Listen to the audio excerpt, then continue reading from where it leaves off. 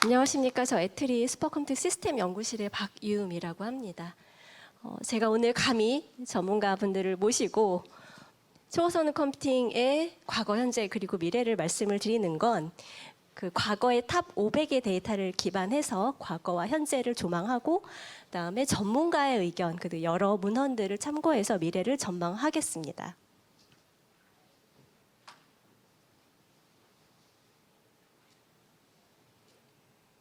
네, HPC 기술의 가장 그 최종 구현물이죠. 슈퍼컴퓨터.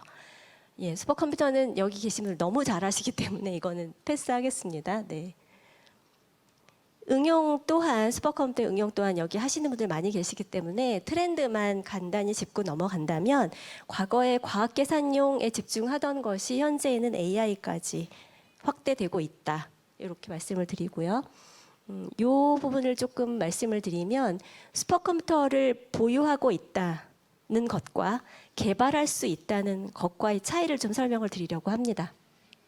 왼쪽은요, 지금 탑 500위 안에 있는 슈퍼컴퓨터 보유국입니다. 보유국을 그 순위별로 한번 나열을 해봤고요. 이 보유국은 오른쪽에 보시는 2023년 GDP 순위하고 거의 유사합니다. 다시 말씀드려서 보유했다는 얘기는 결국은 그 국가 경제력에 비유한다라는 걸 알 수가 있습니다. 그러면 여기서 제가 빨간색 박스로 표시한 부분이 뭘까요?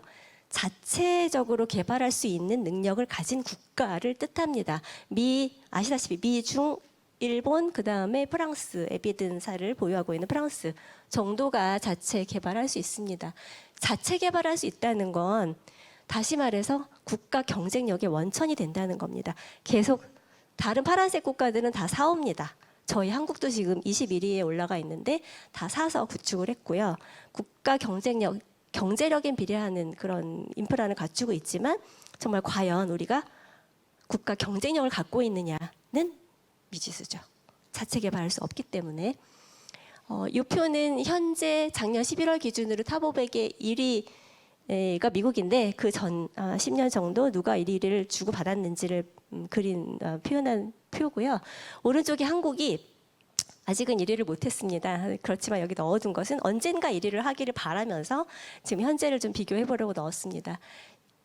다시 아시다시피 최고국은 미국이고요. 당연히 미국이고요. 중국이 알게 모르게 그 미국한테 수출 금지를 당하면서 자기 실력을 키웠어요. 그래서 엑사스케일 컴퓨터를 이미 갖고 있음에도 불구하고 탑 500에 공개하지 않습니다. 그러니까 미국하고 중국은 지금 비등한 관계에 있다고 보이고요. 일본도 잠깐 이렇게 가끔 1위를 한 번씩 합니다. 그게 아주 특수한 아키텍처로 1위를 하고 있는데 제가 생각하기엔 아마도 다시 한번 제도약을 누리지 않을까 싶습니다. 주로 그 일본은 ARM 아키텍처 기반의 슈퍼컴퓨팅 기술로 1위를 노리고 있습니다. 그리고 유럽은 한 국가가 아니라 그러니까 EU가 힘을 합쳐서 자체 기술력을 가지려고 노력을 하고 있고 그 기술력을 그러니까 주도적으로 끌고 가는 기업이 에비든이라고 제가 알고 있습니다. 그럼 우리나라는 현재 탑 500에 우리나라가 들어가 있는 최고 1등은 네이버의 데이터 센터 각에 있는 세종 슈퍼컴퓨터인데요. 아직 따라가려면 성능 측면에서는 아직 길이 좀 먼 것 같습니다. 그렇지만 키스티가 6호기를 론치하신다면 순위는 많이 올라가겠죠. 여기까지는 다 아시는 얘기고요. 이것도 마찬가지입니다. 그 탑 500의 데이터를 분석을 해보니 그 나라별로 퍼포먼스는 미국이 당연히 제일 많이 성능을 가지고 있고요. 미국 말고 사우스 코리아도 초록색인데 저희 초록색 여기 조그만 초록색이에요. 한 10% 안 되고요. 그다음에 HPC 제조사를 보면 전부 미, 중 1위고요. 제가 여기 빼먹었는데 에비든과 맥웨어가 유럽 회사죠. 그래서 3개국 또는 4개국이 만들 수 있다. 우리나라는 아직 못 만든다. 프로세서랑 엑셀러레이터가 계산 성능을 높이는 데 가장 중요한 기술이기 때문에 이 또한 어느 나라가 이 기술을 갖고 있나 보면 전부 다 미국입니다. 요거는 탑 500이 처음 공표된 1993년부터 지난해까지 딱 30년 동안 컴퓨터가 어떻게 성능이 증가됐는지를 그린 표인데 이 요 2019년까지의 그래프는 제가 그 HBC 아시아 2021년에 발표됐던 논문을 참고를 했습니다. 김영재 교수님이 공동저자로 들어가 계신 논문이었고요. 그 이후에 제가 데이터를 추가를 했습니다. 그리고 트렌드를 좀 분석을 제가 했는데 그 기가에서 테라로 올라갈 때는 4년이 걸렸고요. 테라에서 페타로 갈 때 11년이 걸렸고 다시 엑사로 가는데 14년이 걸렸습니다. 그만큼 1000배 높아지는데 더 오랜 시간이 걸리고 있는 이유는 기술이 점점 더 복잡해지고 생각해야 될 것들이 너무 많아서 그런 걸로 보입니다. 이때 기가에서 테라로 올라갈 때는 S&P가 MPP 아키텍처로 변환하면서 그 큰 힘을 줬고요. 그 다음에 페타로 올라갈 때는 가속기의 영향을 많이 받았습니다. 그리고 엑사로 올라갈 때는 가속기뿐만 아니라 인터커넥트 기술도 상당한 발전을 한 걸로 파악됐습니다. 네. HPC는 하드웨어 하나 잘하고 소프트웨어 하나 잘해서 이루어지는 기술이 아닙니다. 하드웨어, 소프트웨어, 그 다음에 플랫폼 기술이 모인 정말 그 컴퓨팅 기술의 종합 예술체라고 할 수 있어서 제가 오늘은 이걸 다 커버를 하진 못하고요. 중요한 하드웨어 기술과 중요한 소프트웨어 기술에 대해서 어떻게 발전을 해왔는지 트렌드를 좀 말씀을 드리겠습니다. 먼저 소프트웨어를 보면 슈퍼컴퓨터를 구성하는 소프트웨어 기술 이렇게 많은 카테고리의 많은 소프트웨어들이 필요한데 빨간색 체크한 것만 좀 보겠습니다. 일단 응용부터 윗단부터 좀 내려오겠습니다. HPC 응용은 시대 수요에 따라서 HPC 응용이 계속 애드가 되고 있습니다. 계산 집약형 응용에서 데이터 집약형 응용, 그다음 계산과 데이터가 혼합되어 있는 응용으로 발전을 하고 있습니다. 이 표는 역시 제가 데이터를 좀 뽑아보려고 탑 500에서 10년 단위로 응용 분야가 어떤 응용 분야가 새로 생겼는지를 봤는데요. 1993년에는 리서치 분야가 제일 컸습니다. 그다음에 기상 모델링도 있었고요. 2003년에 들어오자 세미컨덕터 부분이 들어왔고요. 13년이 되니까 텔레커뮤니케이션과 데이터베이스, 그러니까 데이터 집약형 응용이 새로 등장을 하기 시작했습니다. 지금 2023년은 클라우드 서비스, IT 서비스, 아더스, 그리고 아더스가 AI가 아닐까 이렇게 생각을 하는데 데이터가 없어요. 아더스가 뭔지에 대해서는. 그 응용을 서포트하기 위해서 라이브러리는 또 다음과 같이 진화를 합니다. 계산 집약형 응용일 때에는 수치 라이브러리만으로 충분히 했지만 데이터 집약형 바이오 인포메틱스나 헬스케어 쪽에 응용이 들어오면서 병렬 처리, 데이터 병렬 처리하는 프레임워크나 라이브러리들이 같이 애드가 됐고요. 지금은 당연히 AI, LLM 모델 등등의 AI 처리를 하기 위해서 프레임워크와 그다음에 관련된 라이브러리들이 계속 추가가 되고 있는 거죠. 그러니까 HPC 월드가 이렇게 확대되고 있다는 걸 알 수가 있습니다. 이에 따라서 벤치마크 응용도 다 다르게 진화를 하고 있습니다. 초반의 계산 집약형일 때는 저희가 탑 500의 순위를 매기는 사용하는 HPL 성능 벤치마크를 가지고 성능 측정을 했다면 이쪽 부분이 HPL이고요. HPCG 부분인데 이걸로 부족하다. 우리가 슈퍼컴퓨터에서 계산만 하는 건 아니다. 데이터도 데이터 처리를 얼마나 효율적으로 하는지 봐야겠다 해서 그래프 500 등등등의 벤치마크가 추가로 탄생을 했고요. 그다음에 지금은 AI 처리의 성능을 보기 위해서 이렇게 여러 가지 MLPerf, HPC, D500 같은 벤치마크 프로그램이 함께 등장을 하게 됐습니다. 그러니까 응용이 등장을 하면 라이브러리, 벤치마크 프로그램까지 따라서 발전을 하고 있다는 말씀이고요. 그다음에 소프트웨어에서 이 슈퍼컴 소프트웨어에서 가장 중요한 것 중에 하나는 병렬 프로그래밍 모델인데 그 슈퍼컴 자체가 병렬성을 극대화해서 계산을 빠르게 처리하는 그런 특성이 있지 않습니까? 그래서 병렬 프로그래밍 모델에 보면 큰 추세는 MPI 더하기 X라고 합니다. 이건 무슨 얘기냐면 MPI는 기본적으로 분산 처리의 데이터 패싱, 메시지 패싱으로 분산 처리를 하고 그 다음에 노드 안에서 그러니까 노드 간에는 분산 처리 MPI를 이용을 하고 노드 안에서는 X라는 어떤 병렬 프로그래밍 모델을 활용한다라는 뜻이고요. 이 X는 여러 가지 경우가 있습니다.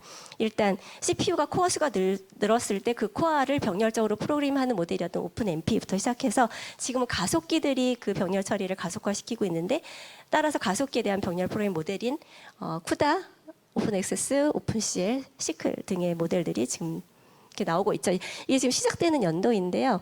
시클은 2015년 이후에 지금 각광을 받고 있습니다. 게다가 시클은 각각 그 기업에서 자기들 지원하겠다고 이렇게 자기들의 모델을 만들고 있죠. 이 시클은 그 오픈CL이라는 이 기종, 어떤 기종의 가속기든 사용할 수 있게 만든 표준 어떤 프로그램 모델인데 그걸 C++화시킨 게 시클입니다. 그래서 AMD니 뭐 인텔이니 자이릭스니 자기 것들을 다 만들어서 배포를 하고 있습니다. 그러나 아직 AI 쪽에서는 가속기를 가장 많이 쓰고 있는 AI 쪽에서는 역시 쿠다 라이브러리를 많이 쓰고 있죠. 하드웨어를 좀 잠깐 살펴볼 텐데요. 슈퍼컴퓨터를 뜯어보니 컴퓨팅 노드가 있었고 그 노드는 CPU와 가속기 그리고 여기 뭐죠? 네, 가속기 그다음에 스토리지 그리고 전원 메인보드 주 메모리 그다음에 인프라 측면에서는 냉각 시설 시스템 인터커넥트 렉 뭐 이런 기술들로 구성이 되어 있습니다. 제가 여기서도 빨간색 표시한 부분만 간단히 살펴보고 넘어가겠습니다. 일단 프로세서의 발전은 프로세서가 CPU만 가지고 그 병렬 처리를 하다가 프로세서가 이 기종 그것만으로는 성능이 높아지지 않았었기 때문에 계산만 잘하는 가속기를 들여오기 시작한 거죠. 그래서 프로세서와 이 기종 가속기가 함께 동작하는 그런 지금 추세이고요. 이 가속기 또한 다변화되고 있습니다. GPU부터 시작해서 TPU, FPGA까지. 그래서 이종화, 다변화가 이 트렌드이라고 할 수 있어요. 그리고 반도체 공정이 미세화될수록 더 높은 성능의 프로세서, 더 많은 개수의 코어들을 갖고 있는 프로세서와 가속기들이 등장을 하고 있습니다. 이건 자세히 설명 안 드리겠습니다. 메모리를 보자면 CPU가 계산은 잘하는데 메모리에 충분한 데이터를 빨리빨리 피딩 받지 못해서 전체적으로 시스템 성능이 떨어지는 경향이 있거든요. 그래서 메모리가 CPU 성능을 좀 따라가 보자, 해서 메모리 월을 좀 극복해 보자라고 해서 나온 것들이 HBM이 지금 널리 쓰이고 있고요. 그 다음에 PIM이나 조금 약간 근거리 미래의 PIM이나 NDP 기술도 이런 차원의 문제를 해결하기 위해서 실제 제품에 등장을 할 것으로 그렇게 예상을 합니다. 그래서 D램과 HBM이 약간 HBM이 늦게 시작을 했지만 지금 시장에서는 HBM이 아주 핫한 메모리다라는 말씀이고요. 그다음에 스토리지를 좀 보면 어쨌든 데이터는 스토리지에 영구적으로 저장이 되어 있다가 계산을 하기 위해서 메모리를 끌어들어 올리는데 그 스토리지와 메모리 사이에 성능 갭이 너무 큰 거죠. 그래서 중간에 그걸 한번 메꿔보고자 SSD라는 플래시 메모리를 사용해서 중간에 한번 필요한 데이터를 미리 좀 가져다 쓰는 벌스트 버퍼 기술을 이용을 해서 이 갭을 좀 메웠습니다. 그래서 스토리지가 다계층화되고 있고요. 두 번째 최근의 트렌드는 스토리지뿐만 아니라 메모리도 디스어그리게이션 시켜서 그러니까 그 쭉 펼쳐놓고 내가 필요한 때 필요한 만큼만 가져다 쓸 수 있게, 그러니까 많이 배치하고 필요할 때 필요한 만큼만 가져다 쓸 수 있는 디스어그리게이션 스토리지나 메모리 쪽으로도 많이 발전을 하고 있습니다. 또한 스토리지도 메모리처럼 데이터를 갖고 있을 때 뭔가 똑똑하게 연산을 하는 거죠. 그래서 컴퓨테이셔널 스토리지 기술도 지금 연구하고 있습니다. 지금 제가 말씀드리고 싶은 건 이 CXL 기술인데요. 여기에 지금 스토리지 쪽에 넣긴 했지만 CXL이 메모리 연결망 기술로 등장한 기술이긴 하나 이렇게 스토리지나 메모리를 디스어그리게이션 하면서 그 패브릭 컴퓨팅의 그러니까 그 미래를 밝혀줄 그런 핵심 기술이 아닐까 개인적으로는 그렇게 생각합니다. 그다음에 또 중요한 게 노드 하나에서 열심히 계산을 빨리 잘하는 건 좋은데 이게 N개가 그러니까 수만 대가 됐을 때 과연 효과적으로 데이터를 짧은 시간 안에 교환해서 계산에 활용할 수 있을까라는 문제는 시스템 인터커넥트 기술로 해결할 수밖에 없습니다. 인터커넥트 기술은 크게 인터 네트워크 그러니까 노드 간의 네트워크 기술과 인트라 네트워크, 노드 안에서의 인터커넥트 기술 두 가지로 크게 구분이 되는데요. 인터 네트워크 분야에 있어서는 그 전송 속도도 중요하지만 토폴로지를 어떻게 만들어 줄 거냐, 그러니까 얼마나 빠른 짧은 호흡으로 소스와 데스티네이션을 연결할 수 있을 거냐 하는 그 컨피규레이션에 관련된 네트워크 토폴로지 중요하고요. 인트라 네트워크에서는 그 서버 안에서 어떤 가속기, 메모리, CPU를 액세스할 때 얼마나 빠른 그 인터커넥트 기술을 제공을 할 거냐의 문제입니다. 지금 엔비디아의 엔빌링크가 가장 그 성공적인 사례를 보여주고 있는 인트라 네트워크 기술이고요. 앞으로 CXL 마찬가지로 메모리 연결망으로서 레이턴시는 PCI 기반에 하고 있지만 다양한 리소스를 적절한 용도에 붙일 수 있음으로써 활용도를 높이고 있습니다. 냉각은 아까 말씀을 해주셔서 잠깐 패스를 하면 패스하기 전에 처음에는 룸 단위에서 냉각을 했다면 그 다음에는 그 룸 안에서 그 찬 공기와 더운 공기를 분리해서 유류를 나눠주는 그런 냉각을 했고 그다음에 서버 단위의 냉각을 했고 지금 콜드플레이트 방식은 서버 단위로 냉각을 하고 있습니다. 이머전 쿨링은 말씀하셨으니까 넘어가겠습니다.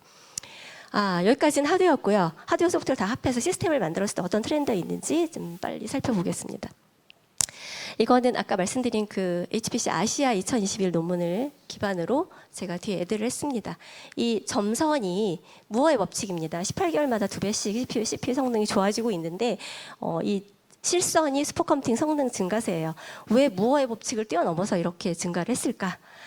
이 논문의 분석은 멀티프로세싱 기술의 발전과 헤테로지니어스 아키텍처다. 다시 말씀드리면 한마디로 말씀드리면 가속기의 등장이다. 여기서 지금 이렇게 한번 띄고 있잖아요. 이게 다 가속기가 계산을 더 빨리 해줬기 때문에 무어의 법칙을 뛰어넘었다라고 해석을 하고 있습니다. 또한 저희가 슈퍼컴퓨터를 가동을 하실 때 물론 키스가 제일 잘 아시겠지만 전력이 굉장히 중요하지 않습니까? 많은 전력을 쓰기보다 효율을 높인다면 다 같은 전력에 계산을 빨리 한다면 훨씬 더 효율적으로 운용을 할 수 있겠죠. 그래서 시스템 전력 효율이 어떻게 발전을 했나 살펴보면 이 실선이 탑 500에 1위 한 슈퍼컴퓨터의 시스템 전력 효율입니다. 그러니까 와트당 얼마나 계산을 할 수 있느냐인데 다행히도 전력 효율이 계속 상승하고 있어요. 그럼 게다가 그 탑 500의 아래에 있는 그러니까 후순위에 있는 하순위에 있는 그런 그 컴퓨터보다 상위에 있는 슈퍼컴퓨터들이 훨씬 더 전력 효율이 좋다라는 겁니다. 그러니까 그 고성능 슈퍼컴일수록 전력 효율까지 생각을 했다 이런 뜻이겠죠.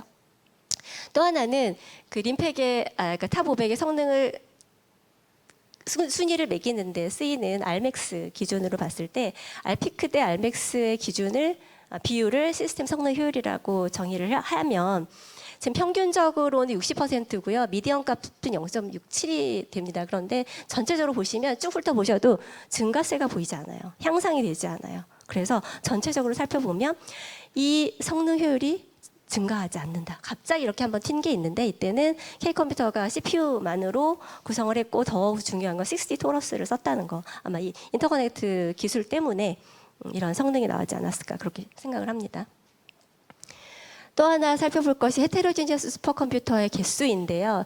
2018년에 엔비디아가 슈퍼컴에 처음 들어갔다고 데이터는 나와 있습니다. 그 이후에 가속기, 엔비디아뿐만 아니라 AMD 가속기까지 지금 꾸준히 증가해서 500개 중에 188개 가속기, 이종 가속기를 채택하고 있습니다.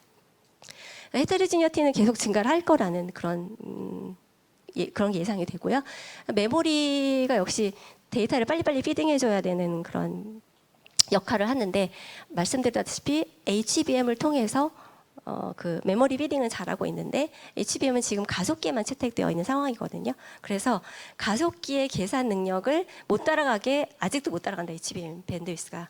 그래서 그 코어당 그 밴드위스를 보면 CPU는 3.3 기가바이트 퍼 코어인데 HBM은 아직 0.2 기가바이트 퍼 코어밖에 안 되는 그러니까 HBM의 용량을 밴드위스를 더 늘려도 GPU는 다 감당할 준비가 되어 있다 이렇게 보이고요.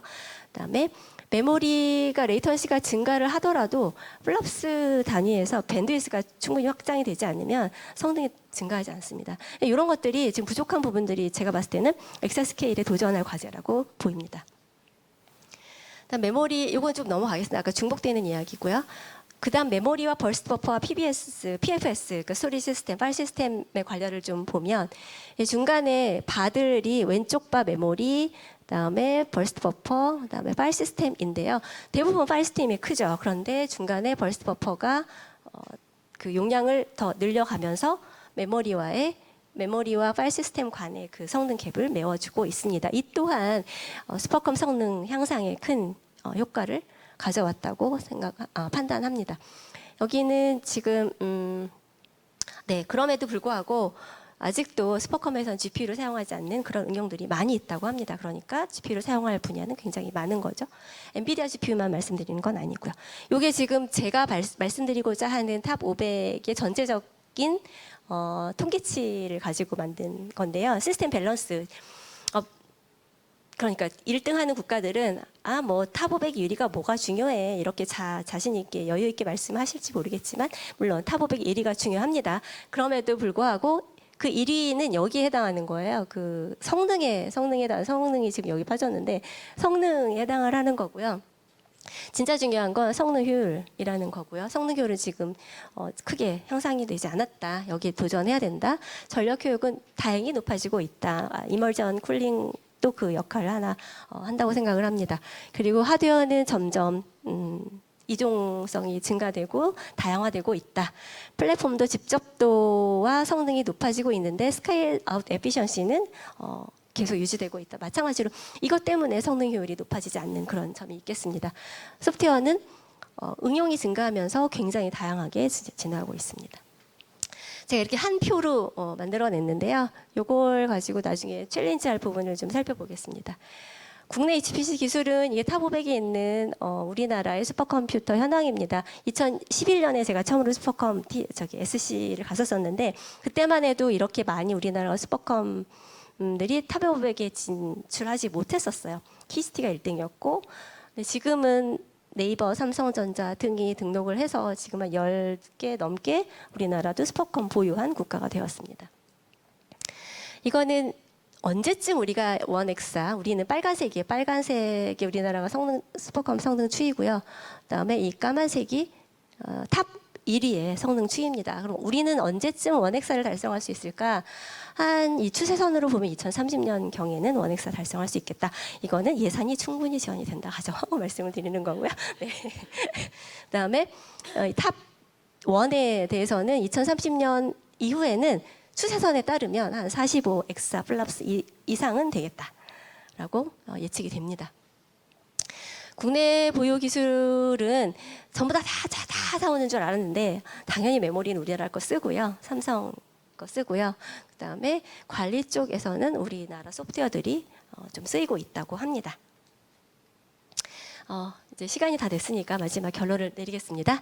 네, 엑사플랍스 이후에 제타스케일 감히 제타스케일을 지금 말할 수 있을 땐가 모르겠는데 이 데이터는 이 논문을 참고했고요. 이게 정확하지 않을지는 저기 제타스케일이 나온 다음에 검증을 해주십시오. 그래서 어쨌든 지금 파워는 20메가 캡이 씌워져 있긴 하지만 제타스케일까지 가면 100메가와트는 쓰지 않을까라고 예측을 하고 있고요.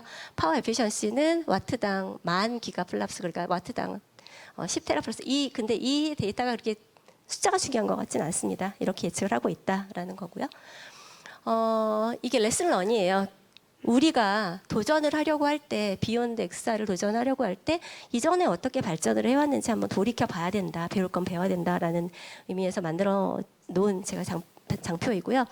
테라에서 페타로 진화할 때는 대규모 병렬 처리 기술이 도왔어요. 그래서 테라는 고비용이고 저성능이었던 데 비해서 고비용으로 성능이 향상됐습니다. 그런데 페타에서 엑사를 갈 때는 이종 컴퓨팅 환경이 큰 기여를 했고요. 거기서 또 중요한 것은 컴퓨팅 심포니라고 이렇게 누가 얘기를 했냐면 네, 프론티어를 구축한 프로젝트의 멤버 중에 한 분이 이런 얘기를 하셨어요.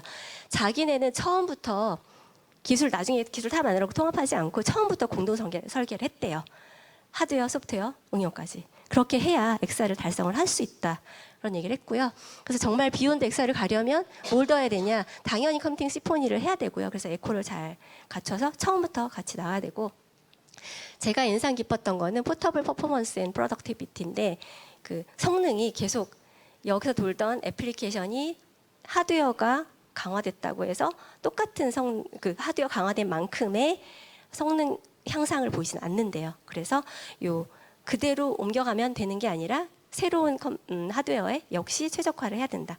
그런 일이 남아 있다고 하고요. 뒷얘기를 해보자면 프론티어를 구축하신 분 개발자 아니고 쓰셨던 분 얘기를 잠깐 들어보면 프론티어가 내부적으로 한 1, 2년 정도 계속 튜닝한 다음에 탑 500이 1위로 올렸잖아요. 그때 한 일이 뭐냐면 그 전에 인텔 서밋에 돌던 애플리케이션들이 그 프론티어 AMD CPU로 바뀌면서 똑같은 X86인데 왜 안 돌지 이런 경우가 너무 많았대요. 그래서 그거 튜닝하느라고 그렇게 시간이 많이 걸렸다고 합니다. 역시 그 포터블 퍼포먼스나 프로덕티비티의 차원이 아닐까 싶습니다. 그리고 앞으로 어떤 애플리케이션이 등장할지 모릅니다. AI는 지금 많이 떴고요. 퀀텀도 가까이 있는 듯 멀리 있는 듯 벌써 와 있는 것 같아요. 저희 옆에. 퀀텀도 고려를 해야 될 것 같고. 마지막 표입니다. 엑사스케일을 넘어서기 위해서는 애플리케이션 등장하고 있고 테크놀로지 계속 새로운 거 나오고 있습니다. 게다가 우리는 서스테이너빌리티를 위해서 CO2 줄여야 되고요. 환경 생각해야 됩니다. 그래서 여러 가지 앞에 말씀드린 이 빨간색 부분들을 고려해서 엑사스케일에 도전을 해야 하는데 우리나라가 이렇게 하려면 뭔가 개발을 할 수 있어야 되지 않을까 싶습니다. 다 사오는 거라면 우린 고민 하나도 안 해도 됩니다. 그런데 우리가 뭔가 개발을 하고 첫 발을 엑사스케일이 아니라도 첫 발을 떼으려면 이런 고민을 함께 해야 된다라는 걸로 제 발표를 마치겠습니다. 감사합니다. 네, 박유미 박사님의 발표 같이 들어봤습니다. 어떻게 보셨을까 궁금합니다. 질문 있으시다면 자유롭게 손 들어주시면 저희가 마이크 넘겨드리겠습니다. 네, 부탁드립니다. 너무 자료를 정리를 잘해 주셔가지고 이건 두고두고 인용해서 쓰고 싶습니다. 아마 이제 스포건 개발 때문에 여러 가지 좀 많이 검토도 하시고 뭐 고민들이 많으셨을 것 같은데 이게 결국 이제 국내 제한된 리소스를 어디에 이제 집중하냐가 사실은 가장 고민 사항이고 것 같은데요. 이게 또 더군다나 이게 좀 많이 좀 확대가 되려면 어플리케이션은 잘 많은 걸 수용할 수 있으면 좋은데 또 거기엔 또 레드오션이고 스페시픽하게는 또 범위가 제한될 것 같고 그래서 조금 우리나라 이 생태계나 여러 가지 여건들을 볼 때는 좀 어떤 방향이 좀 맞을까요? 이 자체 기술을 개발해 나가는 너무 좀 이렇게 사람마다 견해가 다를 수 있는 질문이 있을 수 있는데 그래도 한번 좀 의견 좀 듣고 싶습니다. 제 견해를 물으신 건가요? 네, 맞습니다. 예. 네. 제가 그다지 전문가가 아닌데 몇 년 정도 자체 개발을 해보다 보니 좀 멀리 봐야 될 것 같다. 우리나라가 정말 개발하지 않고 계속 사다 써도 되나? 그 판단을 먼저 해야 하면 좋겠고요.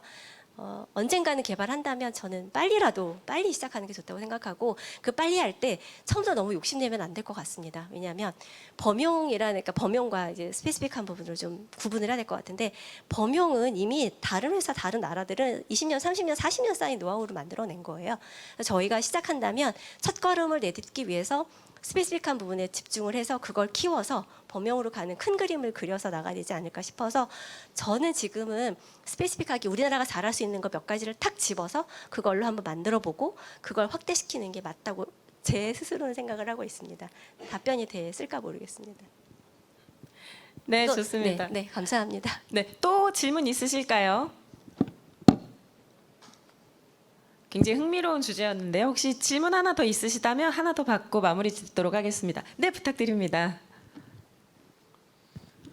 네, 현재 그 미세 공정의 한계 때문에 속도가 올라가는 게 어느 정도 한계가 아닌가 생각이 되는데 그래서 실제적으로 HBM이나 PIM이나 이런 주변 기기의 속도를 증가시켜서 그걸 커버하는 것 같기도 한데 그런 면에서 봤을 때 기존 레가시 컴퓨터가 어느 선까지 속도를 올릴 수 있다라고 생각하시는지 아니면은 그런 부분들을 극복하기 위해서 어떤 신기술들이 현재 나오고 있는 것들이 있는 건지 좀 궁금합니다. 저한테 너무 어려운 질문이신데요. 레거시 기술을 어떤 걸로 보시고 계신지. 기존 네. 컴퓨터를 레가시라고 생각하고 있습니다. 지금 운영되고 있는 네. 그 아까 말씀드렸던 것처럼 지금 답도 주신 것 같아요. 핌, 그러니까 메모리 쪽에서는 핌이나 NDP 기술, 스토리지 쪽에서는 컴퓨테이셔널 스토리지 쪽, 그러니까 요소별로 자기가 낼 수 있는 퍼포먼스를 최대한 끌어올리는 거죠. 스케일업 기술 하고. 인터커넥트 기술도 굉장히 중요하다고 생각합니다. 지금은 뚜렷이 그 토폴로지가 배터리로 많이 통일되고 있는데 우리나라는 그 연구를 더 할 수 있는 여력이 없어서 지금 안 하고 계실지 모르겠는데 일본 같은 경우는 토프라는 인터커넥트 기술을 개발했잖아요. 우리나라가 장기적으로는 그쪽으로 집중하지 않으면 스케일 에피션시는 올릴 수 없을 거다라고 생각을 해서 요렇게 말씀을 드리면 어떨까요? 네. 네, 좋은 발표, 좋은 질문, 그리고 좋은 답변까지 네, 환상의 하모니가 아니었나 싶습니다. 우리 박유미 박사님께 큰 박수 부탁드립니다.